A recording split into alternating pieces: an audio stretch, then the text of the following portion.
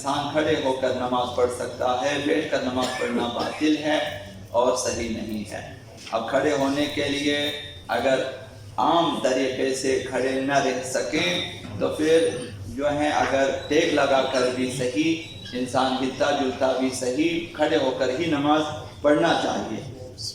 اگر انسان کھڑے ہو کر نماز نہیں پڑھ سکتا، کھڑا رہنا اس کے لیے مسئلہ ہے اور مشقت ہے، ناقابل برداشت مشقت ہے، تو اب اسے بیٹھ کر نماز پڑھنا چاہیے، وہ بیٹھ کر نماز پڑھے۔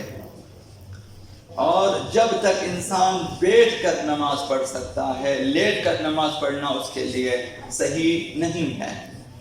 اگر درست نہیں بیٹھ سکتا، وہ جس طرح عام طور پر ہم تشہد میں وغیرہ میں بیٹھ جاتے ہیں، اسی طرح نہیں بیٹھ سکتا، درست صحیح نہیں بیٹھ سکتا، یا جھکا ہوا ہوتا ہے یا مثلا، تو جس طرح سے بیٹھ سکتا ہے بیٹھ کر نماز پڑھنا چاہیے۔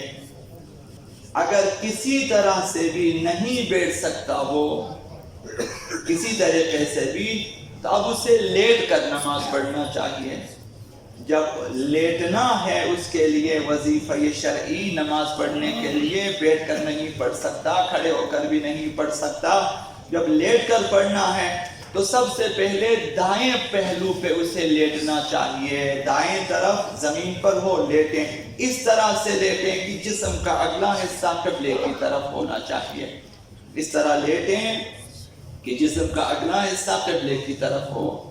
جب ہم کھڑے ہو کے نماز پڑھتے ہیں تو ہم ضرور اس طرح کھڑے ہو جاتے ہیں۔ جب لیٹیں گے ظاہر ہے آپ کو جو ہے اس کے برعکس لیٹنا پڑے گا، کہ مثلا شمال جنوب میں لیٹنا پڑے گا تاکہ جسم کا اگلا حصہ قبلے کی طرف ہو جائے۔ اب اگر دائیں کروٹ پہ انسان نہیں لیٹ سکتا، زخم ہے، تکلیف ہے، مشقت ہے، تو پھر اب اس کے بعد واجب ہے کہ وہ بائیں پہلو پہ لیٹ کے نماز پڑھے۔ بائیں پہلو پر بھی اسی طرح سے لیٹنا چاہیے کہ جسم کا اگلا حصہ، سینہ، چہرہ وغیرہ، جو اگلا حصہ یہ قبلے کی طرف ہونا چاہیے۔ یہ وظیفہ شرعی ہے۔ اگر بائیں پہلو پر بھی لیٹ کر نماز نہیں پڑھ سکتا تو اب واجب ہے کہ وہ لیٹ کر نماز پڑھے، پشت کے بل لیٹ جائیں اور نماز پڑھیں، اور اس طرح لیٹیں کہ پیروں کے تلوے قبلے کی طرف ہونا چاہیے۔ مثلا ان علاقوں میں جو قبلہ مغرب کی طرف ہے تو ہم اپنا سر مشرق کی طرف کریں گے، پیٹھ کے بل لیٹ جائیں گے تاکہ پیروں کے تلوے قبلے کی طرف ہو جائیں۔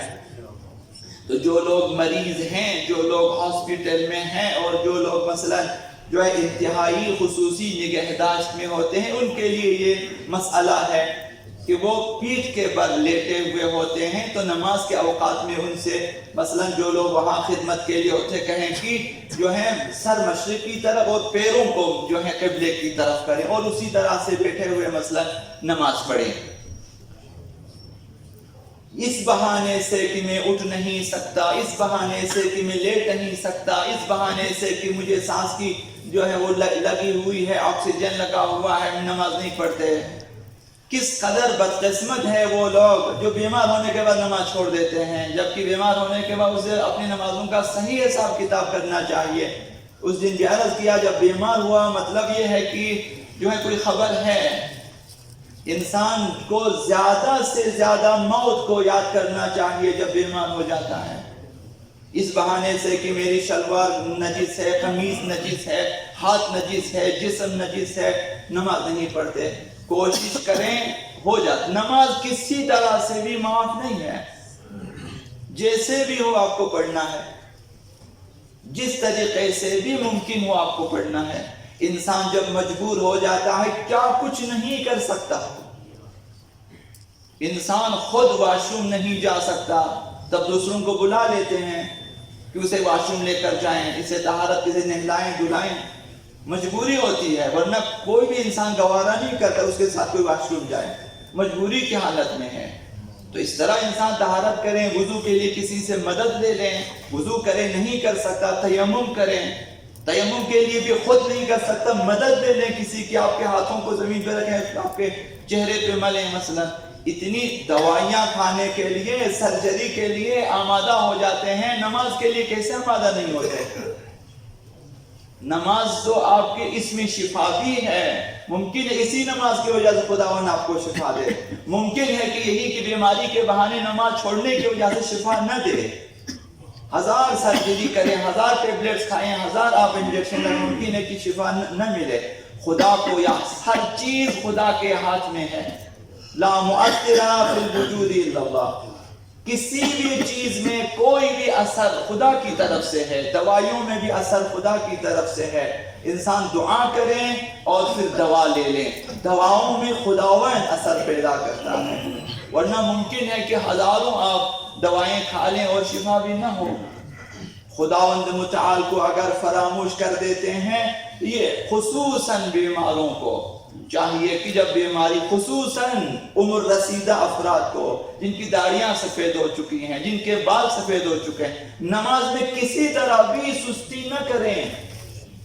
جوانوں کے لیے امید ہوتی ہے کہ ابھی انشاءاللہ چند سال عمر جو ہیں، لیکن بوڑھوں کے لیے نزدیک ہیں، داڑیاں سفید ہیں، بال سفید ہیں، اب تو انہیں سستی نہیں کرنی چاہیے.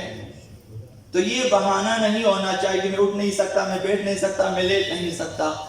کھڑے ہو کے نماز پڑھے نہیں پڑھ سکتے، بیٹھ کے نماز پڑھے بیٹھ کے نہیں پڑھ سکتے، لیٹ کے نماز پڑھیں. اگر دائیں طرف نہیں بیٹھ سکتے، بائیں پہلو پہ لیٹے، پھر بھی اگر نہیں ہوتا پشت کے بل لیٹیں. اس کے بعد اور بھی مراحل ہیں. آنکھوں کے اشاروں سے بھی نماز پڑھنا واجب ہے. دل میں نماز کی نیت کرنا ضروری ہے.